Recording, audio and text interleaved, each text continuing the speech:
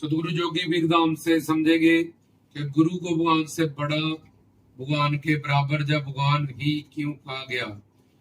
तो गुरु को भगवान से बड़ा इसलिए कहा गया क्योंकि जीव के काम गुरु आता है। गुरु ब्रह्मा उसको ब्रह्म ज्ञान देता है, गुरु विष्णु दिए ज्ञान की रक्षा देता है, बचे ज्ञान की जिम्मेवारी लेता है, उसको देने की रोटी कपड़ा मकान उसको देता है। फिर गुरुदेव महेश्वर शिव बन के अज्ञानता और अविवेक का, गलत ज्ञान का या कच्चे ज्ञान का या अपने प्रारब्ध से जब पाप आगे आते हैं या डामाडोल हो जाते हैं, या साधनाओं में जो रुकावटें आती हैं उनका वो नाश करता है। गुरु ने साक्षात पर ब्रह्म मतलब जो खुद भी सबसे बड़ा है और जिसको जो जाने उसको भी बड़ा कर दे। भगवान के निराकार निर्गुण निशेष रूप को ब्रह्म कहते हैं।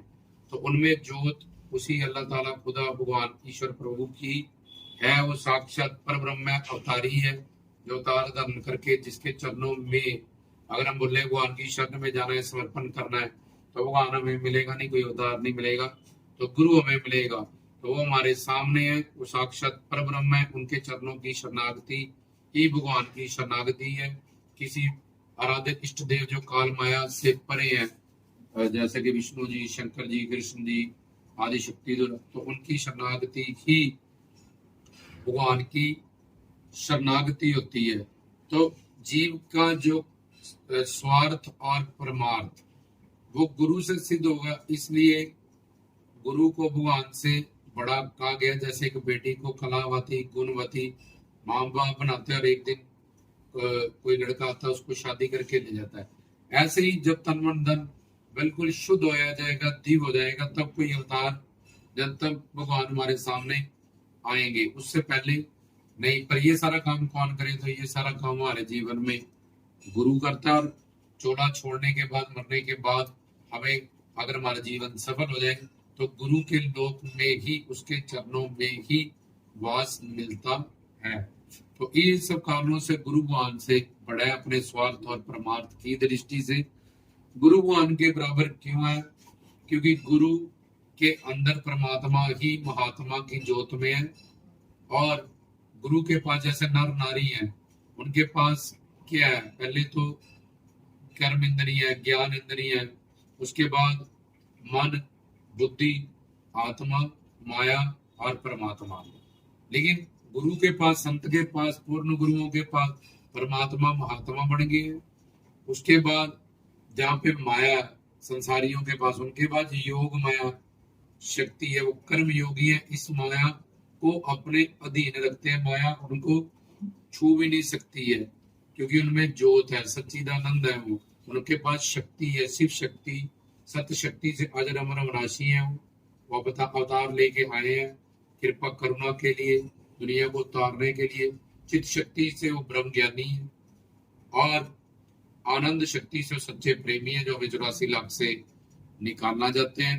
तो उनके अंदर जो काम करने वाली जो ज्योत है वो परमात्मा की है और परमात्मा की सब शक्तियां उनके पास हैं।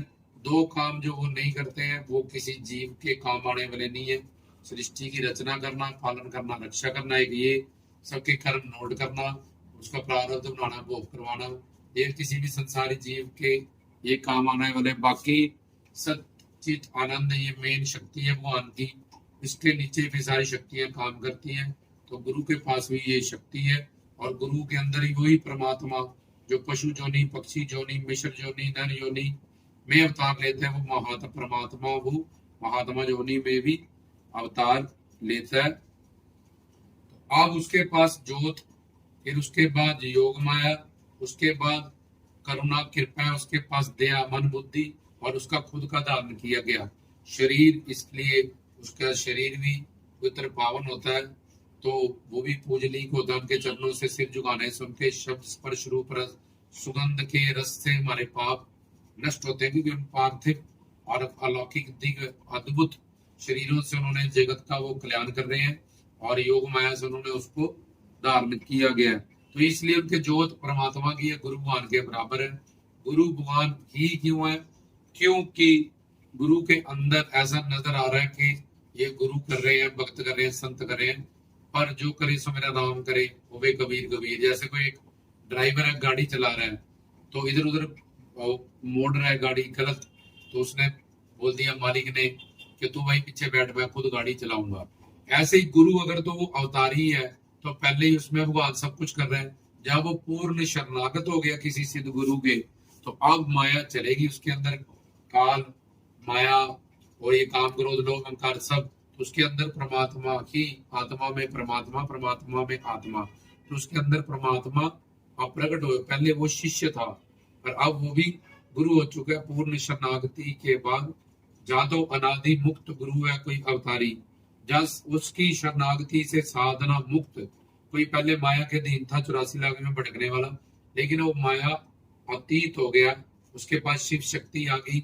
हरि गुरु भगवान ने संतों के भक्तों के माध्यम से, पूर्ण गुरुओं के माध्यम से उसको वो शक्ति दे दी, हमेशा के लिए काल माया से वो परे है, तो वो भी गुरु होता है।